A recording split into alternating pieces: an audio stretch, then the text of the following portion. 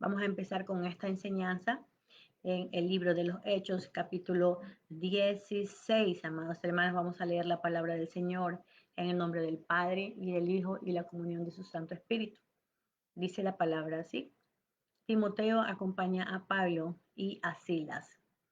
Después llegó a Derbe y a Listra, y he aquí, había allí cierto discípulo llamado Timoteo, hijo de una mujer judía, creyente, pero de padre griego, y daba un buen testimonio.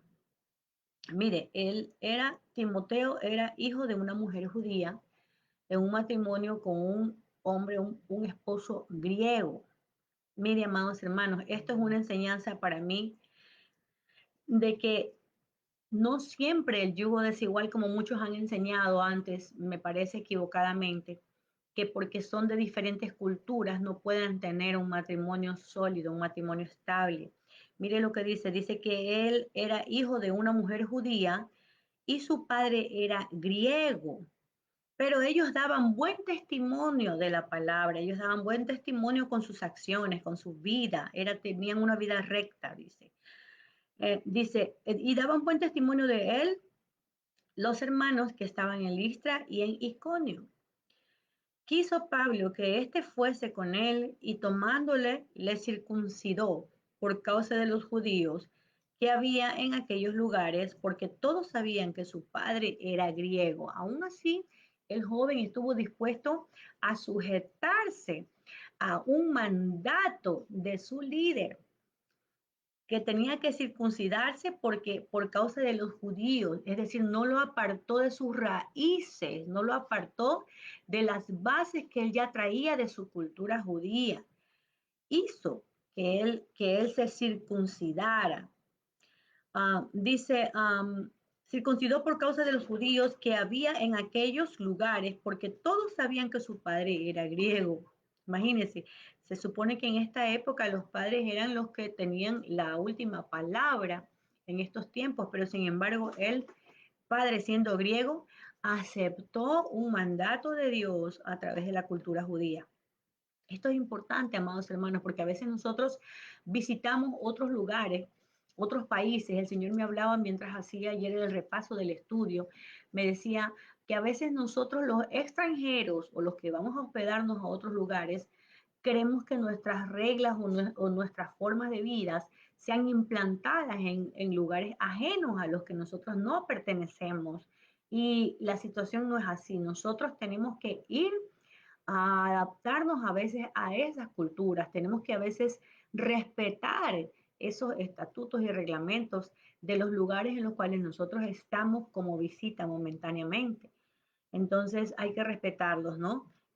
Valga la pena que podamos hacer este comentario.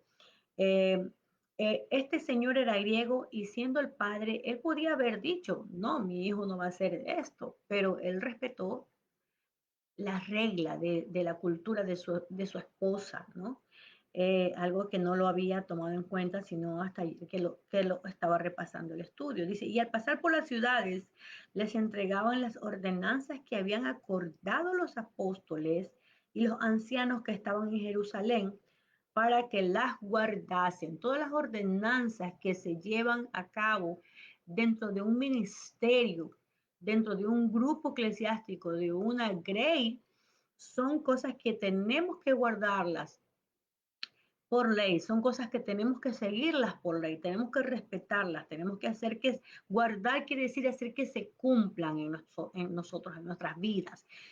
Dice que les dieron um, todas las ordenanzas que habían acordado los apóstoles y los ancianos, es decir, todos los líderes que estaban en la grey le dieron todas las ordenanzas de la congregación de la fe, a los cuales él tenía que seguirlas, tenía que cumplirlas, tenía que desarrollarlas en su vida.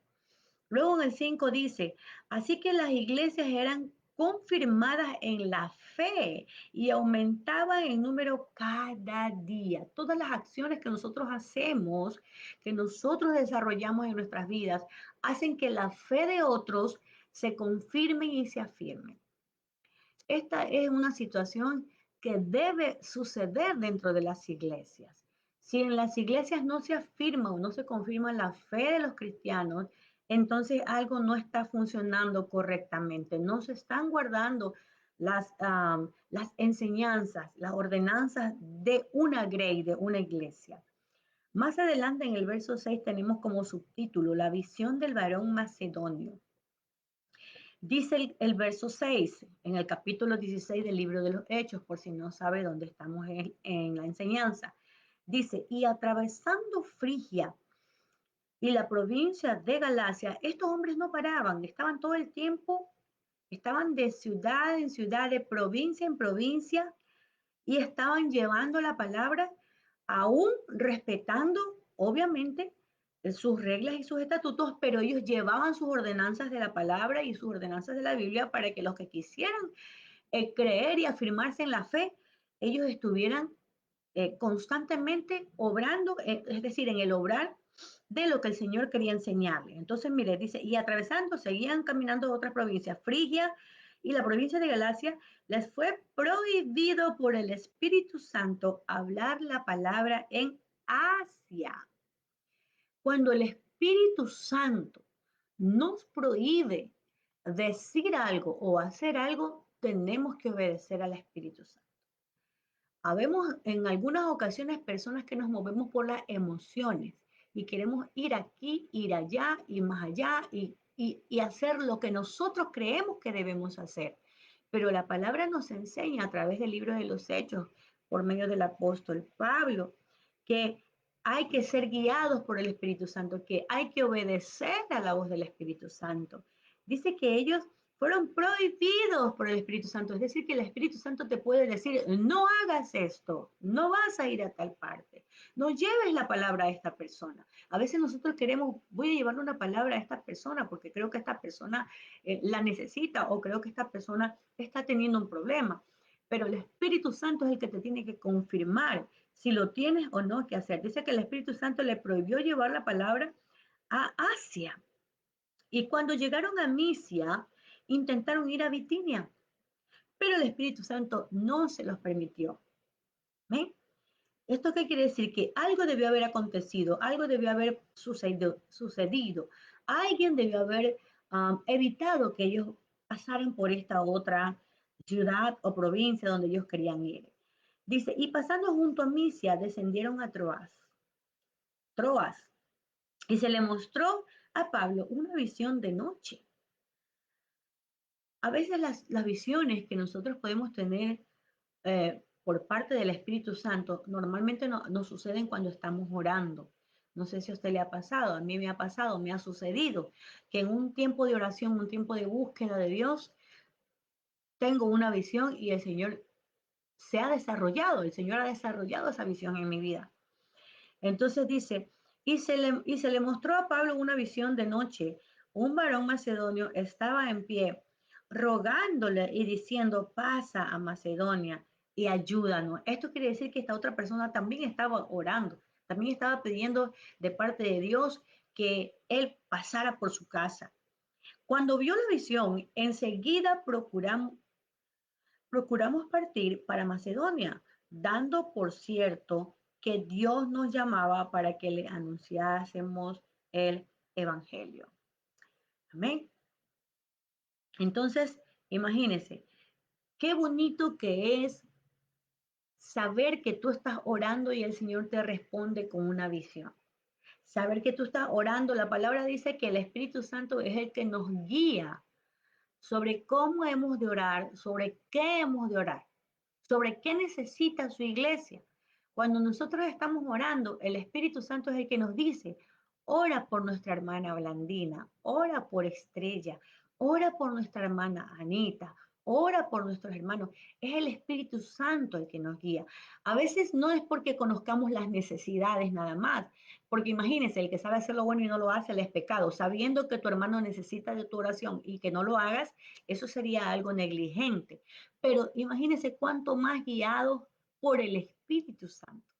Que tú te dobles tus rodillas porque quieres adorar al Señor, porque vas a adorar al Señor, porque vas a entrar en una comunión con Dios, vas a buscar esa intimidad con Dios y que el Espíritu Santo te diga, ora por fulano, ora por sutano. Qué bonito que es tener esas visiones y esas declaraciones del Espíritu Santo. Luego dice como subtítulo, encarcelados en Filipos. Esta parte de la historia en el capítulo 16 del libro de los Hechos es maravillosísima porque vemos el poder sobrenatural de Dios, vemos el obrar sobrenatural de Dios, porque nosotros alabamos a un Dios sobrenatural que hace milagros, que da señales, que desarrolla cosas que nosotros a veces no lo podemos creer, más allá de lo que podamos imaginar.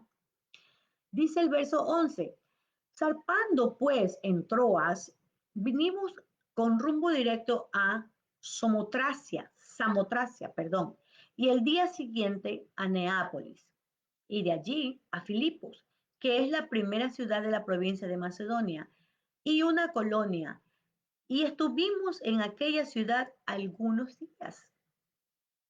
Y en un día de reposo salimos fuera de la puerta, junto al río donde solía hacerse la oración, y sentándonos hablamos a las mujeres que se habían reunido. Entonces una mujer llamada Lidia, vendedora de púrpura de la ciudad de Tiatira, que adoraba a Dios, estaba oyendo. Y el Señor abrió el corazón de ella. Mire, es el Señor el que pone el querer como el hacer. Nosotros lo único que tenemos que hacer es ir. Somos los que tenemos que ir, somos sus emisarios. Él es el que te dice, Maite, anda a Hanover. Él es el que te dice, Maite, anda a la Florida. Es él el que te dice. Y mire, yo quería ir a Nueva York desde la Navidad. Algo me decía a mí que quería ir a Nueva York. De pronto mis emociones, mi deseo de ir a caminar por las calles de Nueva York. Pero el Señor no nos dejó, el Espíritu Santo no nos dejó ir a Nueva York. Entonces, algo me quería llevar a New Jersey. Asimismo, cambió el Espíritu Santo, no me permitió ir a New Jersey. Entonces, mire, qué bonito que es estar en el sentir espiritual de Dios y percibir las cosas tan correctamente como Él las manda. Entonces, mire, voy a leer de nuevo el 14. Entonces, una mujer llamada Lidia, vendedora de púrpura de la ciudad de Tiatira, que adoraba a Dios, estaba oyendo. Y el Señor abrió el corazón de ella para que estuviese atenta a Pablo, atenta a lo que Pablo decía. Usted y yo vamos a estar atentos a lo que un hombre o una mujer de Dios nos diga, simplemente cuando somos esos adoradores. Mire, aquí no dice que ella era cristiana, que ella era evangélica, que ella era nada, solamente dice que ella adoraba a Dios. Y esa adoración a Dios le fue tan grato que Dios le puso en el camino a Pablo y ella lo oía, dice. Entonces el Señor abrió su corazón. Esto quiere decir que recién en ese momento ya Dios hizo la obra completa en ella. Dice, y cuando fue bautizada y su familia nos rogó diciendo, si habéis juzgado que yo sea fiel al Señor, entrad en mi casa y pasad. Y nos eligió y nos obligó a quedarnos. Amén. A veces el agradecimiento nos hace obligar también a quedarnos en algún lugar. A veces el sentir que Dios mismo está haciendo la obra, el ver mismo las manifestaciones divinas de Dios nos hace pernoctar, estar más días, estabilizarnos más tiempo en algún lugar. Entonces dice, nos obligó a quedarnos. Bueno, una obligación, yo asumo, ¿no? Esto no lo dice la escritura, pero yo asumo que al decir el apóstol y nos obligó a quedarnos, quiere decir que ellos se sintieron en el compromiso, ¿no? Que ellos tuvieron un compromiso de con esta familia. Aquí estamos, cabe recalcar que quien está narrando esta parte de la historia, según lo estudiado, es el hermano Lucas, si no me equivoco. Si estoy equivocada de antemano, me disculpo con ustedes, pero hasta donde sé es el hermano Lucas que está haciendo este, um, esta narración. Y aconteció que mientras íbamos, verso 16, y aconteció que mientras íbamos a la oración, nos salió al encuentro una muchacha que tenía espíritu de adivinación. Ay, esta es la parte que más me gusta de este capítulo, donde mire, hay personas que pueden parecer o aparentar como que están diciendo algo de Dios, algo del Espíritu Santo, pero realmente no es simplemente una indirecta. Dice, aconteció que mientras íbamos en oración, a la oración, se nos unió, nos salió al encuentro una muchacha que tenía espíritu de adivinación, la cual daba gran ganancia a sus amos, adivinando. Hay algunos adivinos o adivinadores o que llevan más o menos una adivinanza ahí medio rara que se dicen profetas y hay que cuidarnos de esos. Mire la acción que ellos hicieron. Esta, siguiendo a Pablo y a nosotros, daba voces diciendo, estos hombres son siervos de Dios Altísimo, quienes os anuncian el camino de salvación. O sea, ella hacía como que era parte de ellos. Ella hacía como que ella sabía lo que estaba diciendo. El verso 18 dice, y esto lo hacía por muchos días. Mas, desagradando a Pablo, este se volvió y dijo al espíritu, te mando en el nombre de Jesucristo que salgas de ella. Y salió en aquella misma hora ese espíritu de engaño, espíritu de mentira. Mire lo que dice el verso 19. Pero viendo sus amos que había salido la esperanza de su ganancia, prendieron a Pablo y a Silas, los trajeron al foro ante las autoridades. Miren lo que hace el enemigo, el adversario de Dios, el mentiroso, el perverso. Siempre te vas a encontrar con un mentiroso que levante el dedo contra ti y que haga creer que lo bueno que tú estás haciendo es malo. Eso es cosa de Satanás. Así como lo opuesto, lo que estaba haciendo la muchacha. Estaba haciendo, queriendo hacer creer al pueblo, a la gente, que lo que ella decía era de Dios, como que ella lo decía de parte de Dios, pero era un espíritu mentiroso, era un espíritu engañoso, un espíritu de adivinación, es un espíritu demoníaco, un espíritu del diablo. Sin embargo, cuando los apóstoles empiezan a hacer lo bueno, lo correcto, que fue sacar ese espíritu de inmundicia con toda la autoridad de Dios, vienen estos, los perjudicados, que eran los amos de esta mujer diabólica, no ella, sino el espíritu diabólico que habitaba en ella. Cuando esta mujer es liberada, en vez de dar las gracias a estos hombres de Dios, esto lo que hacen es, se sintieron perjudicados. Dice que ellos perdieron la esperanza, su esperanza de su ganancia estaba puesta en el espíritu de engaño, en ese espíritu mentiroso, en ese espíritu de adivinación. Miren lo importantísimo que es analizar las cosas a la luz de la palabra y guiados por el Espíritu Santo. Entonces dice que ellos lo prendieron a Pablo y a Silas y los trajeron al foro ante las autoridades, es decir, los fueron a juzgar. Los llevaron para juzgarlos ante las autoridades y presentándolos, perdón, a los magistrados dijeron estos hombres, siendo judíos, alborotan nuestra ciudad y enseñan costumbres que no es lícito recibir ni hacer, pues somos romanos. Entonces dice, y se agolpó el pueblo contra ellos y los magistrados, rasgándoles las ropas, ordenaron azotarles con varas. Mira, siempre vas a ser azotado con varas. Siempre vas a ser azotado con varas cuando tú hagas la voluntad de Dios. Siempre vas a ser azotado con varas cuando tú seas guiado por el Espíritu Santo a hacer lo correcto. Cuando tú seas usado por Dios para echar fuera todo espíritu de engaño, de mentira, de adivinación, vas a ser azotado por el enemigo. Y a veces esos azotes salen de la boca de los mismos cristianos. Azotes con la lengua, cuando te dicen cosas que no son de Dios. Entonces, mira, tenemos que recordar que somos mártires. Mártires viene de la palabra martureo, que significa ser un testigo sufrido. Somos mártires, somos testigos sufridos, vamos a sufrir por la causa de Cristo, tenemos que estar dispuestos. Mire lo que dice más adelante, el verso 23 dice, después de haberles azotado mucho, los echaron en la cárcel. por la causa de Cristo. Entonces, no es el evangelio color de rosa que mucha gente dice o piensa o vive, que predicar la palabra de Dios es bonito y que ya todo nos va a ir bien y somos prósperos. No es así. Somos sacrificios vivos, dice su palabra. Hemos sido llamados para ser sacrificios vivos. Mire lo que dice el verso. Vamos de nuevo a leer el verso 23. Dice, después de haberlos azotado mucho, les echaron en la cárcel, mandando al carcelero que los guardase con seguridad. Esto ya es lo más alto. En esta época, con seguridad quiere decir lo más alto. Tienen que estar amarrados con grilletes o en los brazos o en los pies. Entonces el 24 dice, el cual recibió este mandato, los metió en el calabozo, de más adentro les aseguró los pies. Ahí está lo que les decía, les aseguró los pies en el cepo.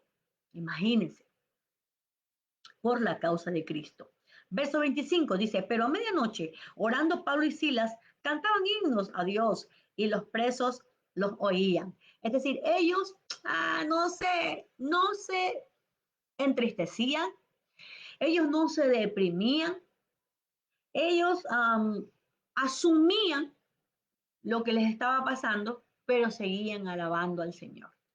Dice que ellos estaban cantando y estaban orando a medianoche. Cantaban himnos a Dios y los presos los oían. El verso 26, entonces sobrevino de repente un gran terremoto, de tal manera que los cimientos de la cárcel se sacudían y al instante se abrieron todas las puertas y las cadenas de todos se soltaron. Aleluya. Qué hermosa palabra. Mire, estos son las manifestaciones sobrenaturales de Dios. Sobrevino de repente un gran terremoto. Qué precioso el Señor movió la tierra por esa alabanza que ellos estaban haciendo, por esa oración que ellos estaban haciendo, tan llenos del fuego del Espíritu Santo, que pueden suceder todas estas cosas muy trascendentales. El verso 27 dice, despertando el carcelero y viendo abiertas las puertas de la cárcel, sacó la espada y se iba a matar, pensando que los presos habían huido. Mire, este hombre desesperado prefería él mismo, en esta época la gente, cuando perdía una batalla, perdía una guerra, eso era algo demasiado humillante para ellos. Entonces ellos preferían asesinarse algunos, sobre todo los jefes o los líderes. Y este hombre que era un carcelero, al cual habían dado una tremenda misión, que era cuidar no solamente a todos los presos que estaban allí, sino también a estos dos que habían sido recién aprendidos. Mire, este varón sintió tanto temor, sintió tanto miedo que antes de que otros lo mataran, prefería que él quería matarse. Esto era una cuestión, como quien dice, para ellos de honor, que obviamente no estaba correcta, ¿no? Pero mire lo que dice luego, e inmediatamente dice, mas Pablo clamó a gran voz diciendo, no te hagas ningún mal, pues todos estamos aquí. Es decir, los presos no se quisieron ni siquiera salir. Tal había sido quizás la gloria de Dios. Yo me imagino, debe haber descendido una gloria poderosa de Dios, que ellos ni siquiera se interesaron por huir de la cárcel, sino que estaban todavía ahí sumergidos en esa oración y esa alabanza que estos dos varones estaban haciendo durante el transcurso de la medianoche. Imagínense qué maravilloso debe haber sido ese poder de Dios, poder ser testigo de ese poder de Dios, que nadie pensó en huirse. Entonces el carcelero, como no lo sabía, se desesperó, vio todas las puertas abiertas, quiso solucionar las cosas a su manera. Cuando tú quieres solucionar las cosas a tu manera, pasa lo que le pasó a Saúl. Resulta que terminas matándote a ti mismo. Pasa lo que le pasó a el hijo de David, um, a ay, que no lo recuerdo, bueno, que terminó enredado su cabello en el árbol y lo mataron por querer hacer las cosas a su manera. Este muchacho que quiso hacer sedición contra el reino de su padre. Entonces, imagínense, estoy ejemplificando un poco, ¿no? Entonces, mire, dice el verso 29, él entonces pidiendo luz, perdón, se precipitó, se precipitó adentro y temblando se postró a los pies de Pablo y Silas. Es decir, que con esta acción él reconoció que estos dos varones eran hijos de Dios. Qué bonito, qué maravilloso, qué hermoso cuando los incrédulos terminan creyendo realmente que somos hijos de Dios. Dice el verso 30, y sacándolos les dijo, señores, ¿qué debo hacer para ser salvo? Fue grato, fue agradecido, él mismo los libertó, ya no le importó si le iban a matar sus jefes, ya no le importó si los gobernantes le iban a matar, ya no le importó nada, simplemente él empezó, en ese momento empezó a caminar un camino de corrección y de rectitud. Fue grato, lo sacó, dice, y les preguntó, ¿qué debo hacer para ser salvo? Qué bella palabra, Señor. Y ellos dijeron, cree en el Señor Jesucristo y serás salvo tú y tu casa. Y le hablaron la palabra del Señor a él y a todos los que estaban en su casa. Es decir, que estos dos siervos de Dios fueron a la casa del carcelero y le hablaron, dice la palabra del Señor, a él y a todos los que estaban en su casa. El verso 33 dice, y él tomándolos en aquella misma hora de la noche, les lavó las heridas. Mire la humildad, a dónde te lleva.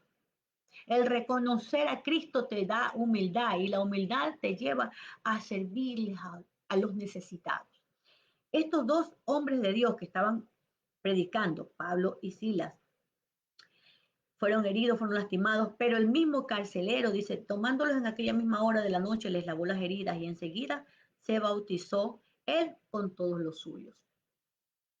Qué hermoso, qué grato que es cuando Dios toca tu corazón, realmente quiere cambiarte, te cambia a ti, cambia tu vida, cambia la vida de tu familia. Y tú te vuelves agradecido, tú te vuelves una persona que reconoces que definitivamente Dios es el único que puede hacer cosas maravillosas. El verso 34 dice, y llevándolos a su casa, les puso la mesa y se regocijó con toda su casa de haber creído en Dios. ¡Wow! Qué hermoso nuestro Señor Jesucristo. Bueno, y el capítulo 16 tiene 40 versículos y ahora vamos a continuar con los últimos 5 versículos donde dice, cuando fue de día, los magistrados enviaron alguaciles a decir, suelta a aquellos hombres. Mire, los magistrados y el carcelero hizo saber estas palabras a Pablo. Los magistrados han mandado a decir que se os suelte, así que ahora salid y marchaos en paz. Aleluya. Gloria a Dios. Pero Pablo les dijo después de que, pero Pablo les dijo, después de azotarnos, esta parte me da un poquito de risa, dice, después de azotarnos públicamente sin sentencia judicial, siendo ciudadanos romanos, nos echaron en la cárcel y ahora nos echan encubiertamente. Ellos querían que prácticamente Pablo fuera libertado, pero calladito, no digas nada, no, que nosotros como que no te hemos hecho nada. Es decir, por eso Pablo se enoja y dice, ahora después de azotarnos públicamente, sin sentencia judicial, siendo ciudadanos romanos, ahí recién Pablo les hace saber a ellos que él no era judío, sino que él era romano. Entonces, dice, aunque Pablo tenía las dos nacionalidades, ¿no? Tenía dos nacionalidades. Entonces dice, después de azotarnos públicamente, sin sentencia judicial, siendo ciudadanos romanos, nos echaron en la cárcel y ahora nos echan encubiertamente. Es decir, quieren que salgamos en silencio, como que si nada hubiera pasado. No, por cierto, si no vengan ellos mismos a sacarnos. Entonces, era una cosa como que Pablo dice, sí, ¿no? Ellos nos hacen estas cosas injustas, ellos nos hicieron, quieren que callemos. Dios no te manda a callar cuando te hacen maltrato injustamente. Dios no te manda a callar. Tienes que abrir la boca, tienes que hablar, tienes que decir lo que tengas que decir, tienes que hacerle frente al mal. El 38 dice, y los alguaciles hicieron saber estas palabras a los magistrados, los cuales tuvieron miedo al oír que eran romanos. Cuando Dios hace que se descubra tu verdadera identidad, nosotros somos cristianos, cuando Dios descubre tu verdadera identidad, el diablo tiembla y sus instrumentos que son utilizados también por él tiemblan. Les va a dar temor, les va a dar miedo. Al oír que eran romanos, dice, tuvieron miedo. Cuando oyen, es cristiana, oh, sí es cristiano, oh, si el Señor sí es la usa, ha sido verdad que es cristiano. Van a tener miedo tus enemigos y los adversarios. Y por último, dice el verso 39, y vinieron, les rogaron, y sacándoles, les pidieron que salieran de la ciudad. Por favor, ya váyanse de aquí, ya, por favor, ya váyanse de aquí.